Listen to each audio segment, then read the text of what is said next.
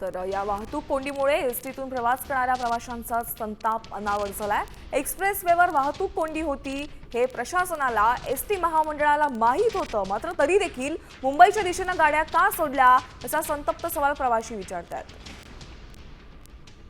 Gas tanker पलटी झाल्यामुळेच, कारण ज्यावेळेला 1000 लिटर गॅस हा ज्यावेळेला बाहेर असतो त्याच्यामुळे अनेक गोष्टीची संभावना असते।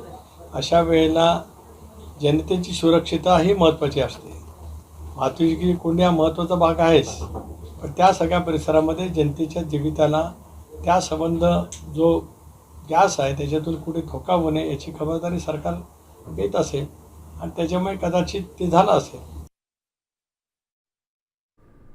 आपण या दोन दृश्यांमधून पाहतोय मुंबई पुणे एक्सप्रेस वेवर जाम झालेला आहे।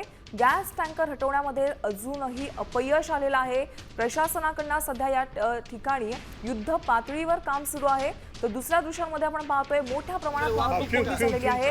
जवळपास 25 ते 30 किलोमीटर पर्यंत लांबच लांब रांगा लागलेल्या आहेत। त्यामुळे समजा तुम्ही मुंबई ते पुणे प्रवास करणार असाल तर थांबा, कारण ही वाहतूक कोंडी गेल्या 24 तासांपासून कायम आहे।